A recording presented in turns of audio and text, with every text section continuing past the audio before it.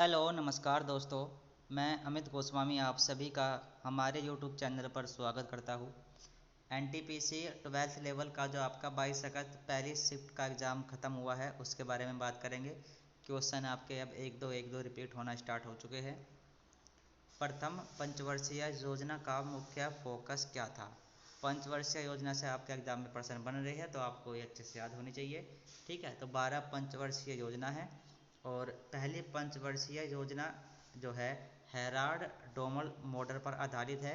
दूसरी पंचवर्षीय योजना ये पीसी महालनोबिस मॉडल पर आधारित है। अगर हम बात करें पहली पंचवर्षीय योजना, ये फोकस जो था कृषि पर था और दूसरी पंचवर्षीय योजना का फोकस औद्योगिकरण पर था, यानी कि भिलाई, दुर्गापुर, राउरकेला में जो इस्पात संयंत्र लगे हुए हैं वो दूसरी पंचवर्षीय योजना के तहत ही लगे थे। तो ये आपको याद होना चाहिए, पहली पंचवर्षीय योजना। ठीक है, ये योजना ये चली कब तक था? योजना आयोग ये 2015 तक चला था और 2015 के बाद से जो अब चलता है वो है नीति आयोग। अध्यक्ष जो होते हैं इसके वो होते हैं उस समय के प्रधानमंत्री। तो पहले योजना आयोग के अध्यक्ष थे वो थे जवाहरलाल नेहरू और फिलहाल नीति आयोग के अध्यक्ष है प्रधानमंत्री नरेंद्र मोदी। उत्तर पश्चिम भारत में गेहूं उगाने का मुख्य कारण क्या है? तो यहाँ पर जो जलोढ़ मिट्टी पाई जाती है, कम तापमान पाया जाता है, ये सारी जो व्यवस्थाएं है या चीज़ें हैं ये भारत उत्तरी पश्चिम भारत में गेहूं के उत्पादन के लिए महत्वपूर्ण है। भारतीय संविधान का अनुच्छेद 37 क्या कहता है? तो आपका अनुच्छेद 36 से जो 51 है ये नीति निर्देशक तत्व है जो आयरलैंड के संविधान से लिए गए हैं। और अनुच्छेद 37 वो कहता है कि इनको न्यायालय द्वारा लागू नहीं किया जा सकता या फिर ये न्याय संगत नहीं है। मानव विकास सूचकांक किसने विकसित किया था? ठीक है, HDI ह्यूमन डेवलपमेंट इंडेक्स आपको कई बार मिल जाता है देखने को। ये महबूब उल हक जो पाकिस्तान के हैं 1990 में मानव विकास सूचकांक को विकसित किया था।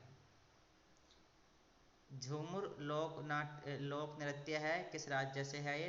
तो ये झूमुर लोक नृत्य ये असम का है। पश्चिम बंगाल में भी कहीं कहीं पर ये होता है लेकिन मेनली ये आपका असम का है। इसको आपको झूमर जो राजस्थान या हरियाणा में भी होता है उससे कंफ्यूज नहीं करना है, वो आपका घूमर या झूमर है, ये आपका झूमुर है। भूकंप के जोखिम को प्रबंध करने का सबसे प्रभावी तरीका क्या है?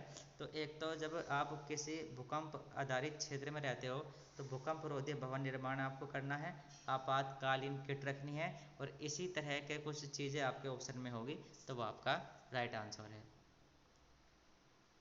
वर्ष 2025 और 24 के लिए AIFF सर्वश्रेष्ठ पुरुष खिलाड़ी का खिताब किसे दिया गया?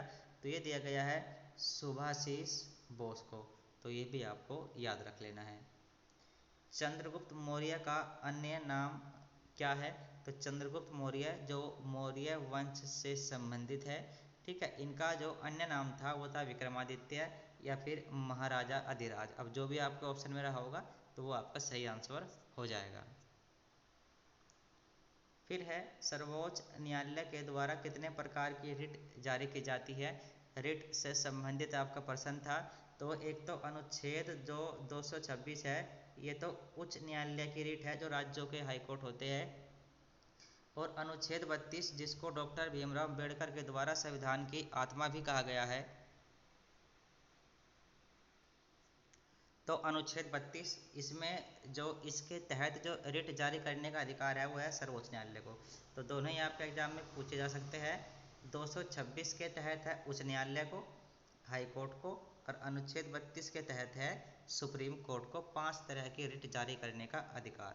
एक मैंने आपको सुबह भी बताया था कि 101 से लेकर 106 तक संविधान संशोधन जो अभी हाल ही में हुए हैं, अच्छे से याद कर लेना, हर एग्जाम में प्रश्न आपका बन रहा है। ये लगभग तीसरी से चौथी बार रिपीट हुआ है। 104वां संविधान संशोधन, इसमें एंग्लो इंडियंस का जो प्रावधान था भारत के संसद में इनको नॉमिनेट करने का, लोकसभा में 2, तो उनको जो है निरस्त कर दिया है और SC ST के आरक्षण को 10 साल के लिए बढ़ा दिया गया है। ये दोनों ही चीज़ें यहाँ पर की गई है अनुच्छेद संविधान संशोधन 104 के तहत। आवेग का फॉर्मूला आपसे पूछा है तो बल गुणा समय। भारतीय राष्ट्रीय कांग्रेस की स्थापना किसने की थी? तो 1885 में A.O. ह्यूम के द्वारा की गई थी भारतीय राष्ट्रीय कांग्रेस की स्थापना। तो ये कुछ प्रश्न जो आपके एग्जाम में पूछे गए थे। बाकी जैसे और मिलेंगे नेक्स्ट वीडियो में आपको मैं बिल्कुल बता दूंगा। फिलहाल इस वीडियो में इतना ही। Thank you.